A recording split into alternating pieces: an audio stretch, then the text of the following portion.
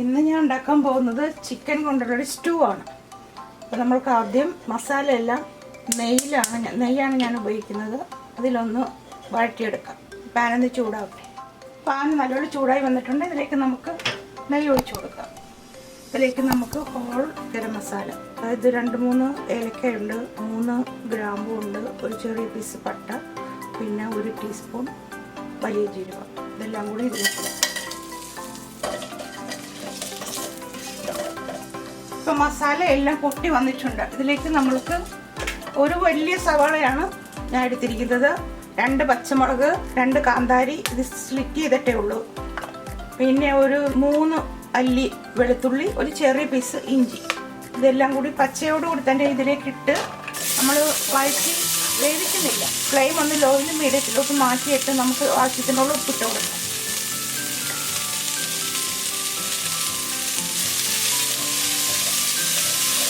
ഇതിലേക്ക് ചിക്കൻ ഇതൊരു 1/2 കിലോ കാണും, ചെറുതായി അരിഞ്ഞ് വെച്ചിരിക്കുന്നത്. കഴുകി മസാലയുടെ ഉള്ളിയുടെയും പച്ചമുളകിൻ്റെ ഫ്ലേവറെല്ലാം ഇറച്ചിയിലോട്ട് നല്ലപോലെ പിടിച്ചിട്ട് നല്ലപോലെ ഒന്ന് വഴറ്റി കൊടുക്കാം. ഫ്ലെയിം ഇനി മീഡിയത്തിലോട്ട് വെക്കാം. 2 മീഡിയം പൊട്ടറ്റോയാണ്. ഇത് ഞാൻ ചെറുതായി അരിഞ്ഞ് വെള്ളത്തിലിട്ട് വെച്ചിരുന്നതാണ്. അത് ഇതിലേക്ക് ഇടുക. ഒപ്പം തന്നെ തേങ്ങാപ്പാൽ, ഞാൻ ടിൻപാലാണ് ഉപയോഗിക്കുന്നത്, ഇതിൻ്റെ പകുതി പാല്.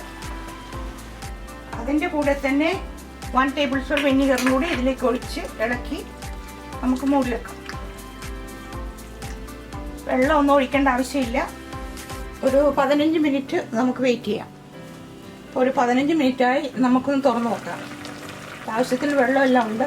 ഈ ഉപ്പുണ്ടോയെന്ന് നോക്കാം. ഉപ്പും വിനീഗറിൻ്റെ ടേസ്റ്റും എല്ലാം ആവശ്യത്തിനുണ്ട്. ഇപ്പോൾ ഞാനിതിലേക്ക് 1 ടീസ്പൂൺ ഷുഗർ, എൻ്റെ കയ്യിൽ ബ്രൗൺ ഷുഗർ ഉള്ളതുകൊണ്ട് ബ്രൗൺ ഷുഗർ, സാധാരണ വൈറ്റ് ഷുഗർ ഇട്ടാലും മതി. ഈ ടേസ്റ്റ് എല്ലാം കൂടി ഒന്ന് ബ്ലെൻഡ് ആവാൻ വേണ്ടിയാണ്. ഇതിന് മധുരത്തിൻ്റെ ടേസ്റ്റ് ഒന്നും ഉണ്ടാവത്തില്ല. അതുപോലെ തന്നെ കുറച്ച് കറിവേപ്പില ഇടുവാണിപ്പോൾ. ഇതിപ്പോൾ ഒരു 75% കുക്കായിട്ടുണ്ട്. നമ്മൾക്കൊരു മീഡിയം ഫ്ലെയിമിൽ തന്നെയാണ് ഞാൻ വെച്ചിരിക്കുന്നത്. സൈഡിലോട്ട് മാറ്റി വെച്ചിട്ട് ഇതിൻ്റെ കൂടെ ഞാൻ സെർവ് ചെയ്യുന്നത് നീർ ദോശയാണ്. അപ്പോൾ അത് എങ്ങനെയാണ് ഉണ്ടാക്കുന്നത് എന്നുള്ള കൂട്ട് നമുക്ക് റെഡിയാക്കാം. ഇനിയിപ്പോൾ നീർദോശ എങ്ങനെയാണ് ഉണ്ടാക്കുന്നത് നോക്കാം. അതിന് അരിപ്പൊടിയാണ് ഉപയോഗിക്കുന്നത്. 2 കപ്പ്, ഇതുപോലത്തെ 2 കപ്പ് അരിപ്പൊടി എടുത്തിട്ടുണ്ട്. അതിലേക്ക് ആവശ്യത്തിന് ഉപ്പിടാം. ഇതൊരു 1/2 കപ്പ് തേങ്ങാപ്പാലാണ്, 1/2 കപ്പ് വെള്ളം. ഇത് ഞാൻ മിക്സിയിൽ അടിച്ചുകൊണ്ട് വന്നിട്ടുണ്ട്. അതിപ്പോൾ കുറച്ച് വെള്ളം കുറവായിരുന്നു, അതുകൊണ്ട് ഞാൻ ടോട്ടലായിട്ട് 1 കപ്പ് മിൽക്കും, അതായത് കോക്കനട്ട് മിൽക്കും 3 കപ്പ് വെള്ളവുമാണ് ചേർത്തിരിക്കുന്നത്, അതായത് റൂം ടെമ്പറേച്ചർ. ഇത് പൊടിയായതുകൊണ്ട് നമുക്ക് കൂടുതൽ വെള്ളം ചേർക്കേണ്ടി വന്നു. നമ്മൾ അരി കുതിർത്ത് ഉണ്ടാക്കുവാണെങ്കിൽ ഇത്രയും വെള്ളം ചേർക്കേണ്ടി വരത്തില്ല. ഓരോരുത്തർക്കും കിട്ടുന്ന ഇത് വറുത്ത പൊടിയാണ്, അതുകൊണ്ട് 3 കപ്പ് വെള്ളവും 1 കപ്പ് തേങ്ങാപ്പാലും ചേർത്തു. ആവശ്യത്തിന് ഉപ്പും ചേർത്തിട്ട് ഇത് ഞാനൊരു 20 മിനിറ്റ് മാറ്റി വെക്കാം. അപ്പോഴേക്കും നമ്മൾക്ക് ചിക്കൻ റെഡിയായെന്ന് നോക്കാം. അപ്പോൾ ചിക്കനൊക്കെ നല്ലപോലെ വെന്ത് വന്നിട്ടുണ്ട്. നമ്മൾ ഇതിൻ്റെ ഇളക്കുമ്പോൾ അറിയാമല്ലോ. അതിലേക്ക് നമുക്ക് ബാക്കിയുള്ള തേങ്ങാപ്പാലും കൂടി ഒഴിക്കാം. ഒരു 1/4 കപ്പാണ്. നല്ലപോലെ തിളച്ച് വരും. നമുക്കൊന്ന് തുറന്ന് നോക്കാം. ചിക്കൻ നല്ലപോലെ വെന്ത് കിഴങ്ങും എല്ലാം ഒരുപോലെ വെന്ത് വന്നിട്ടുണ്ട്. അതിലേക്ക് നമുക്ക് ഒരു 10 കാഷ്യൂ നട്ട് ഞാനിത് മിക്സിയിലിട്ട് അടിച്ചു കൊണ്ടുവന്നിരിക്കുകയാണ്. അതിൻ്റെ കൂടെ 1 ടീസ്പൂൺ ഓൾ പർപ്പസ് പൗഡർ, അതായത് മൈദ, അതും കൂടി അടിച്ച് കൊണ്ടുവന്നിരിക്കുകയാണ്. അതിലേക്ക് ഒഴിക്കുകയാണ്. ഒരു 1/4 കപ്പ് വെള്ളം ചേർത്താണ് ഞാനിത് അടിച്ചിരിക്കുന്നത് കേട്ടോ. ഇതിലേക്ക് കടുക് വറുക്കാനുള്ള, കടുകല്ല ഉള്ളിയോ വറുത്തിടാനുള്ളത് നമുക്ക് ശരിയാക്കാം. ഇപ്പോൾ നെയ്യ് നല്ലൊരു ചൂടായി വന്നിട്ടുണ്ട്. അതിലേക്ക് ഞാൻ കുറച്ച് കിസ്മിസ് ഇടുവാണ്. ഇതൊക്കെ ഓപ്ഷനിലാണ് കേട്ടോ.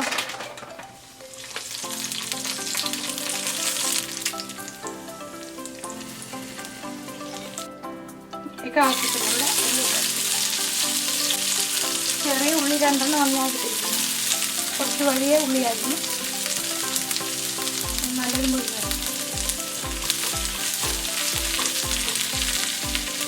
അതിനൊപ്പം തന്നെ ഞാൻ കറി ഒന്നുകൂടി നോക്കണം. കാരണം അതിലോട്ട് നമ്മൾ ഓൾ പർപ്പസ് പൗഡറും കാഷ്യും കൂടി ബ്ലെൻഡ് ചെയ്തിട്ടല്ലോ. അപ്പോൾ ഉപ്പ് എങ്ങനെയുണ്ടെന്ന് ഒന്നുകൂടി നോക്കാം. കുറച്ച് ഉപ്പ് കൂടി ഒരു 3/4 ഭാഗം വെന്തിട്ടുണ്ട്. അതിലേക്ക് കറിവേപ്പില, ഉള്ളിയെല്ലാം നല്ല പൊരിഞ്ഞ് വന്നിട്ട് നമുക്കിത് കറിയിലോട്ട് ഇടാം.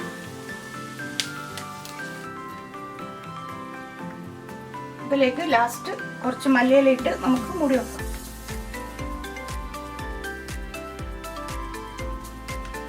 കറി റെഡിയായി. അപ്പം നെറു ദോശയ്ക്ക് പൊടി നമ്മൾ കലക്കി വെച്ചല്ലോ, അപ്പം അതും റെഡി ആയിട്ടുണ്ട്.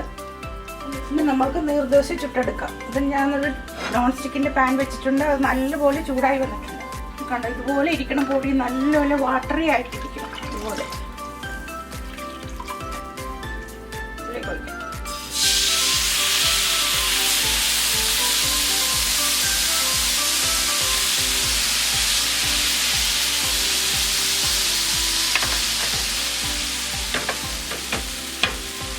അധികമുള്ള പൊടി ഇങ്ങനെ ഇതുപോലെ നമ്മൾ സ്ലൈഡ് ചെയ്ത് കൊടുത്താൽ എല്ലായിടത്തോട്ടും മാറി കിട്ടും.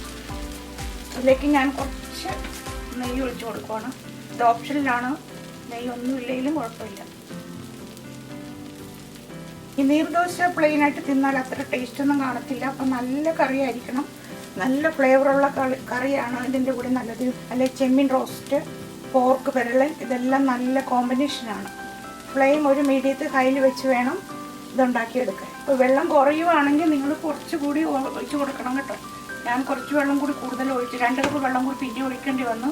കാരണം ഇത് വറുത്ത പൊടി ആയതുകൊണ്ട് വെള്ളം പെട്ടെന്ന് ഇങ്ങനെ കുറുകി വരും. ഇപ്പോഴും നമ്മൾ ഓരോ ദോശ ഉണ്ടാക്കുമ്പോൾ നല്ലപോലെ കലക്കിയതിന് ശേഷം മാത്രമേ ഒഴിച്ച് കൊടുക്കാൻ പാടുള്ളൂ.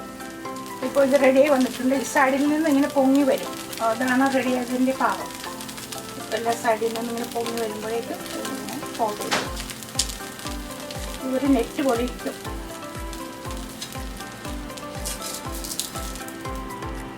നീർദോശ റെഡിയായി. ഇതെല്ലാം ഇതുപോലെ തന്നെ നമുക്ക് ചുട്ടെടുക്കാം.